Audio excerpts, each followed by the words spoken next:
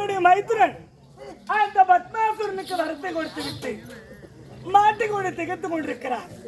அவரை காப்பாற்ற வேண்டும் என்பதற்காக கண்ணன், வைகுந்தவாசன், ஏழுமலையான், எம்பெருமான் எத்தனை நாமதேயங்கள் எனக்கு. இப்போது நான் ஆணாக இருந்தவன் பெண்ணாக மாறியிருக்கிறேன். எதற்காக? அந்த பத்மாசுரனை அழிக்க வேண்டும். ஒரு மனிதனாக பிறந்து விட்டால், ஆணாக பிறந்து விட்டால் ஒன்று மதுவுக்கு அடிமையாக இருக்க வேண்டும், இல்லை என்றால் மாதுவுக்கு அடிமையாக இருக்க வேண்டும். அழகில் சிறந்தவன் நான். ஆகினால் பெண் வடிவம் தரித்திருக்கிறேன். இப்போதே சென்று அந்த பத்மாசுரனை என் கண்களால் மடக்கி அவனை அழிக்க வேண்டும். புறப்பட வேண்டும்.